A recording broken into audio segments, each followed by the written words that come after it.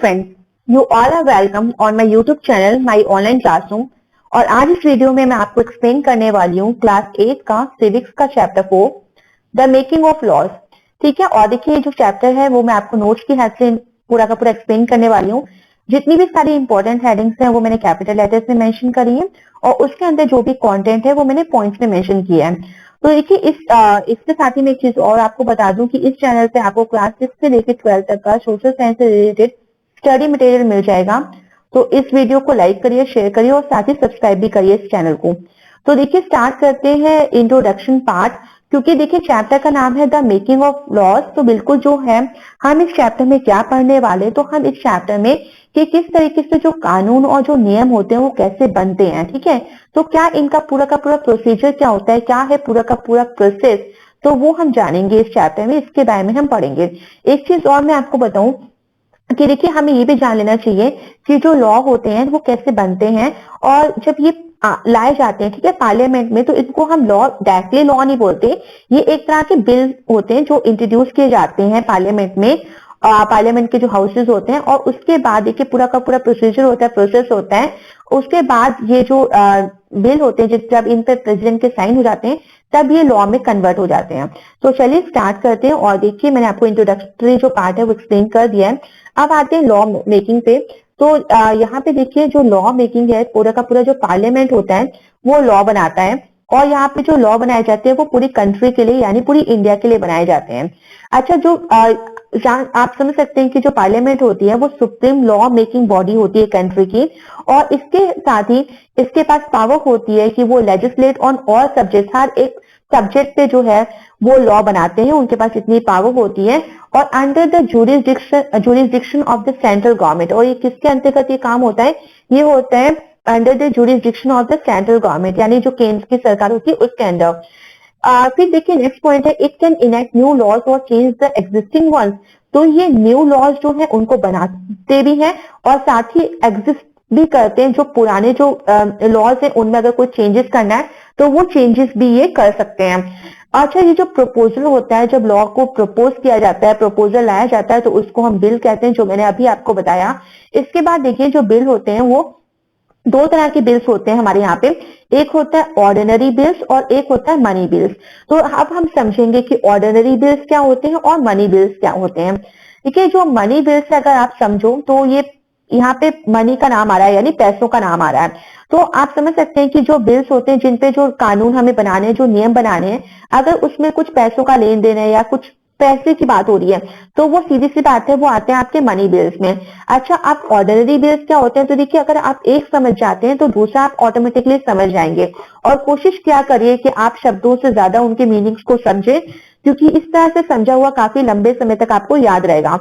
तो ordinary bills होते हैं जो मनी बिल्स के अलावा जो भी बिल्स होते हैं जिनमें मनी का कोई नाम नहीं होता, ठीक है, पैसों का कोई भी चीज मेंशन नहीं होती। तो इस तरह के जो बाकी बिल्स होते हैं वो आपके आते हैं ऑर्डिनरी बिल्स के अंदर। अच्छा देखिए ये जो ऑर्डिनरी बिल्स होते हैं वो पार्लियामेंट के किसी भी हाउस में आप इंट्रोड्यूस कर सकते हैं, चाहे वो राज्यसभा हो चाहे लोकसभा हो। अच्छा, इसको इंट्रोड्यूस कौन करता है, तो इस तरह के जो बिल्स होते हैं जो इंट्रोड्यूस किए जाते हैं, ऑर्डिनरी बिल्स जो होते हैं, वो कोई भी गवर्नमेंट का जो मिनिस्टर होता है या फिर जो प्राइवेट मेंबर होता है इस हाउस का, किसी भी हाउस का, वो इसको इंट्रोड्यूस कर सकते हैं।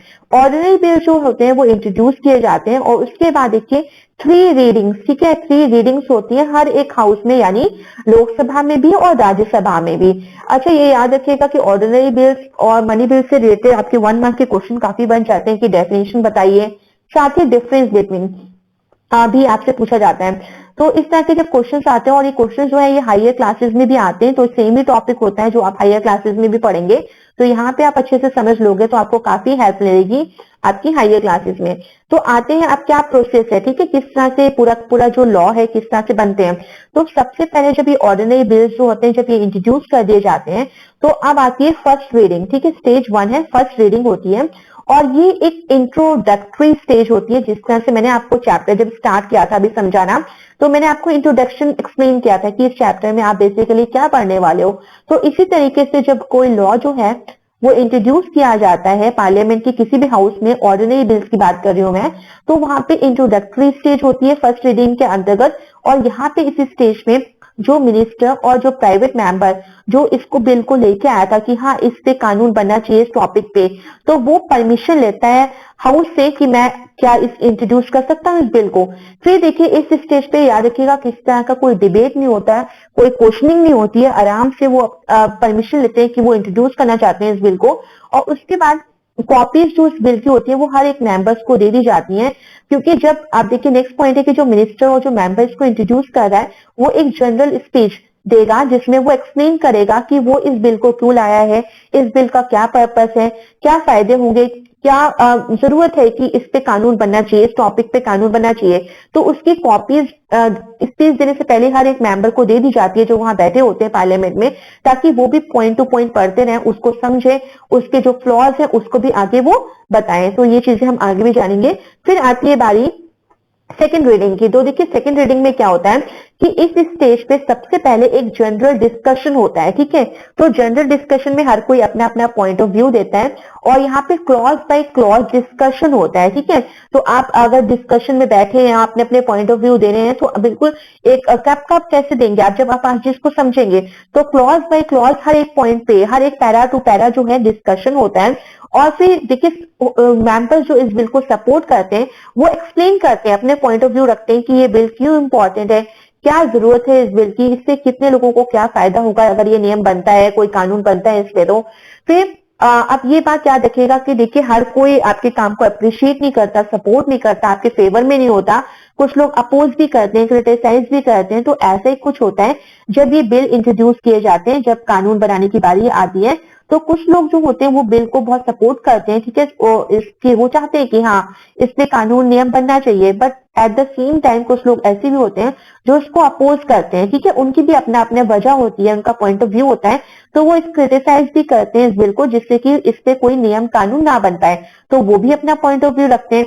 तो उस पॉइंट ऑफ व्यू में वो सजेशन भी देते हैं, ठीक है। जो नेक्स्ट पॉइंट है कि वो सजेस्ट करते हैं कि अगर कोई चेंजेस वो चाहते हैं इस बिल में तो वो अपने सजेशन देते हैं, और अगर सबको वो सजेशन अच्छे लगते हैं तो एक्सेप्ट भी करा जाता है हाउस के द्वारा और वो चेंजेस कर दिए जाते हैं बिल में। इसके बाद आता है थर्ड रीडिंग की बारी, और इस स्टेज में जो बिल है वो फाइनल अप्रूवल के लिए भेजा जाता है, और एक तरह से जो बिल है वो फाइनली डिस्कस हो चुका है और अब इस पे वोटिंग होने वाली है, ठीक है एकदम। और अगर ये मेंबर्स जो पार्लियामेंट के बैठे हैं वहां पे, ठीक है, एमपीज जो हैं वो ज्यादा से ज्यादा इसके फेवर में वोट कर देते हैं, ठीक है, मेजोरिटी की कितने लोग इसके फेवर में हैं, तो ये जो बिल होता है ये पास कर दिया जाता है, और पास करके ये एक हाउस से पास हो जाता है, अब इसको दूसरे हाउस में भेज दिया जाता है। आप देखिए जो दूसरे हाउस में भी सेम प्रोसीजर, पूरा first reading, second reading, third reading होती है, और इसके बाद जो है ये बोथ जब लोकसभा और राज्यसभा में ये पास हो जाते हैं, यानी दोनों हाउस में जब ये बिल पास हो जाता है तब ये प्रेसिडेंट के पास भेजा जाता है उनके सिग्नेचर के लिए, क्योंकि उनके साइन के बाद ही कोई भी जो बिल है वो लॉ में कन्वर्ट हो जाता है। अब आते हैं मनी बिल्स के बारे में जान लेते हैं। तो देखिए जो मनी बिल्स हैं तो ये बिल्कुल इनकम और एक्सपेंडिचर से रिलेटेड जो आपको कोई भी बिल मिलेगा तो उसको हम मनी बिल बोलते हैं, जिसमें पैसों के बारे में कुछ भी पॉइंट्स लिखे हुए हैं। एक जो मनी बिल होता है ये याद रखिएगा ये सिर्फ लोकसभा में इंट्रोड्यूस किया जाता है। ऑर्डिनरी बिल्स जो होते हैं वो लोकसभा राज्यसभा दोनों में कहीं भी आप इंट्रोड्यूस कर सकते हैं, पर जो मनी बिल्स होते हैं वो सिर्फ लोकसभा में इंट्रोड्यूस किए जाते हैं, और जब इसको पास किया जाता है लोकसभा में तो इसको it is send to the Rajya Sabha, ठीक है। जब ये लोकसभा में पास हो जाता है तो इसके बाद ये राज्यसभा में जाता है। मनी बिल जो होते हैं वो तभी इंट्रोड्यूस कर सकते हैं, ठीक है, इसको आप इंट्रोड्यूस कर सकते हैं with the consent of president, यानी प्रेसिडेंट की मर्जी के साथ, ठीक है। आप मनी बिल को कभी भी इंट्रोड्यूस नहीं कर सकते जब तक कि प्रेसिडेंट की कंसेंट उस पर ना हो, ठीक है। प्रेसिडेंट अगर नहीं चाहेगा तब तक आप इसको इंट्रोड्यूस नहीं कर सकते हैं। इसका मतलब आपको पहले ही इन्फॉर्म करना पड़ता है प्रेसिडेंट को। फिर देखिए क्या जरूरत होती है, मैंडेटरी मतलब कंपलसरी होता है राज्यसभा के लिए कि वो रिटर्न करे इस बिल को अपनी रिकमेंडेशंस के साथ within 14 days from the date of receipt, यानी जब उसको लोकसभा से ये बिल जब राज्यसभा में आया था तो उस डेट से लेके 14 डेज के अंदर अंदर अगर वो चाहता है कोई चेंजेस, सुधार चाहता है उस बिल में, अपनी रिकमेंडेशन लिख के साथ वो उसको लोकसभा में वापस भेजता है, ठीक है। तो अगर मान लीजिए राज्यसभा ने ये चीज 14 डेज के विद इन 14 डेज के अंदर नहीं किया, तब क्या होता है, तब ये जो बिल होता है ये ऑटोमेटिकली पास हो जाता है और फिर प्रेसिडेंट के पास भेज दिया जाता है उनके एसेंट के लिए, उनके साइन के लिए, ठीक है। इसके बाद एक चीज और याद रखनी है कि जो मनी बिल है कि नहीं है, कोई भी बिल कि मनी बिल है या ऑर्डिनरी बिल है, ठीक है। तो ये चीज जो है डिसाइड की जाती है स्पीकर ऑफ द लोकसभा, ठीक है। जो स्पीकर होता है लोकसभा का वो इस चीज को डिसाइड करता है कि ये जो कोई भी बिल जब उनके पास लाया जाता है तो वो लिख देते हैं कि हाँ ये मनी बिल है, ठीक है, वो डिसाइड करते हैं। फिर आते हैं अमेंडमेंट ऑफ द कॉन्स्टिट्यूशन। तो देखिए अमेंडमेंट क्या है, अमेंडमेंट एक तरह का संशोधन है, जिसे हम हिंदी में संशोधन बोलते हैं।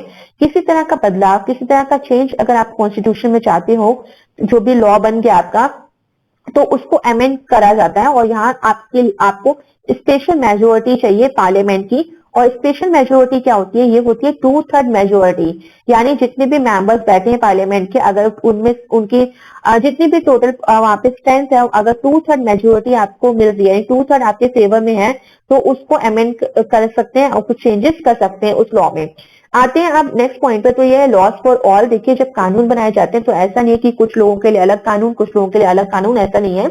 तो दियर शुड बी नो एर्बिट्ररी, किसी तरह की ऐसा नहीं है कि मन मुताबिक चीजें हो रही हैं। Exercise of power in independent India, तो ऐसा नहीं है कि निरंकुश एक तरह की शक्तियां यहाँ पे चल रही है, पावर चल रही है कि हर किसी के लिए अलग अलग लॉ यहाँ पे है, बल्कि हर किसी के लिए एक इक्वल लॉ है, चाहे वो अमीर हो चाहे वो गरीब हो। एक फेडरल सिस्टम इंडिया में पाया जाता है जहाँ पे इक्वल पावर शेयरिंग की गई है। तो ऑल पर्सन जो है इंडिपेंडेंट इंडिया के, वो इक्वल है बिफोर द लॉ, ठीक है, कानून के सामने हर कोई इक्वल है। एक सेम क्राइम के लिए सेम पनिशमेंट यहाँ मिलती है। किसी भी तरह का डिस्क्रिमिनेशन नहीं होता लोगों के बीच में। लॉ कभी भी किसी तरह का डिस्क्रिमिनेशन नहीं करता उनके रिलीजन, कास्ट और जेंडर को लेके। और हर एक के लिए इक्वली जो है, हर सिटीजन के लिए, जो कंट्री के सिटीजन, उनके लिए सेम लॉ जो है वो अप्लाई होते हैं। और कोई भी कोई भी जो है वो इन कानून और नियम से ऊपर नहीं है। पार्लियामेंट जो होती है वो लॉज को बनाती है, और किसके अकॉर्डिंग बनाती है, वो बनाती है needs and demands of the people. जो यहाँ की जनता, जो यहाँ की प्रजा है, उसकी क्या आवश्यकता है, क्या उनकी डिमांड्स है, उसके अकॉर्डिंग ये लॉ जो है कानून बनाए जाते हैं। तो आप देखिए जो रोल होता है सिटीजन का वो बहुत ही इंपॉर्टेंट होता है, जो हेल्प करता है, क्रूशियल मतलब इंपॉर्टेंट होता है, जो हेल्प करता है पार्लियामेंट को। जिस पार्लियामेंट ये तय करती है कि किस तरीके से क्या लोगों की डिमांड है, उसके हिसाब से वो फ्रेम करते हैं पूरे के पूरे लॉज को, ठीक है। तो कंसर्न का ध्यान रखते हैं, पीपल के कंसर्न का वो ध्यान रखते हैं यहाँ पे। और हर एक स्टेज पे देखा जाए तो जो लेजिस्लेटिव प्रोसीजर है, जो लेजिस्लेचर है, जो वो कानून बनाती है, तो वो ये भी याद रखती है कि हाँ सिटीजन की जो एक आवाज है कि क्या उनकी डिमांड है, वो एक क्रूशियल एलिमेंट है, ठीक है। क्योंकि अब ये चीज हम नेक्स्ट पॉइंट में अच्छे से समझेंगे, नेक्स्ट हेडिंग में, कि मैं क्या आपको बोल रही हूँ यहाँ पे, क्या आवाज है सिटीजन की, क्यों वो एक इंपॉर्टेंट रोल प्ले करती है। क्योंकि कानून तो आपने बना दिया, पर मानना ना मानना तो जनता के ऊपर है ना। तो यहाँ पे हेडिंग है लॉज और डिसेंट, ठीक है। तो डिसेंट क्या है, ये वर्ड का मतलब होता है डिसएग्री, यानी जब ये कोई कानून बना दिया जाता है पार्लियामेंट के द्वारा, तो कई बार ऐसे भी देखा गया है कि कुछ कानून जो होते हैं वो काफी अनपॉपुलर हो जाते हैं, लोग उसे पसंद नहीं करते। तो इसकी भी अपनी अपनी वजह होती है। बेशक देखिए सेकंड पॉइंट में लिखा है कि it is possible that the law is constitutionally valid और लीगल, कि मान लीजिए कि कॉन्स्टिट्यूशन के अकॉर्डिंग, यानी संविधान के अकॉर्डिंग जो कानून बनाया गया, पारित किया गया, पास किया गया, वो बिल्कुल लीगल है, वैलिड है, बट फिर भी लोगों ने उसे पसंद नहीं किया, उसे अनएक्सेप्ट कर दिया, उसको ठीक है ना, एक्सेप्ट नहीं किया, और वो अनपॉपुलर हो गया, उससे डिसएग्री हो गए लोग। तो ये ऐसा क्यों होता है? तो ऐसा इसलिए होता है कि पीपल जो होते हैं, जो जनता होती है, शायद उनको लगता है कि जिस सरकार ने ये लॉ बनाया है, शायद उसकी इस लॉ को बनाने के पीछे कुछ हार्मफुल और अनफेयर इंटेंशन रही होगी। उनकी जो मंशा है वो शायद इतनी अच्छी नहीं है। उनको लगता है कि ये कानून बनने के बाद उनका किसी तरह का कोई हार्म हो जाएगा उनको, और उन्हें लगता है कि शायद सरकार जो है कुछ अनफेयर एक्टिविटीज कर रही है। तो इस तरह से वो इस लॉ के अगेंस्ट हो जाते हैं और क्रिटिसाइज करना शुरू कर देते हैं लॉ को, पब्लिक मीटिंग शुरू कर देते हैं, स्ट्राइक करते हैं, आर्टिकल्स लिखना शुरू कर देते हैं, न्यूज़पेपर्स में रिपोर्ट आती है, काफी आपने देखा होगा टीवी चैनल्स पे भी। और एट द सेम टाइम जो इसी टाइम पे देखिए पीपल जो होते हैं, जो लोग होते हैं, वो कोर्ट भी पहुंच जाते हैं, ठीक है, अपने प्रॉब्लम को लेके। अब जो कोर्ट है वो देखिए मॉडिफाई कर सकता है उस लॉ को और कैंसिल भी कर सकता है, और ये कब करेगा? जब उसे लगता है कि वो जो कानून जो पारित किया गया है, जो बनाया गया सरकार के द्वारा, शायद वो कॉन्स्टिट्यूशन के अकॉर्डिंग यानी अकॉर्डिंग नहीं बनाया गया, हमारे संविधान के अकॉर्डिंग नहीं बनाया गया। तो ये कोर्ट का डिसीजन होता है। वो देखते हैं कि हाँ, अगर किसी तरह के फ्लॉज है, किसी तरह की कमियां हैं, और ठीक है जो जनता कह रही है वो सही बात है, तो बिल्कुल उसको वो चेंज भी कर सकते हैं, मॉडिफाई भी कर सकते हैं। कुछ पॉइंट्स जिससे प्रॉब्लम है लोगों को वो पॉइंट्स हटा भी सकते हैं, और अगर पूरा लॉ उन्हें लगता है कि ठीक है कि ये अकॉर्डिंग टू कॉन्स्टिट्यूशन नहीं बना है तो उसको कैंसिल भी कर सकते हैं, यानी उस लॉ को हटा भी सकते हैं। तो आई होप ये वीडियो आपके लिए काफी हेल्पफुल रही होगी। So thank you everyone and please like, share, subscribe this channel for more updates.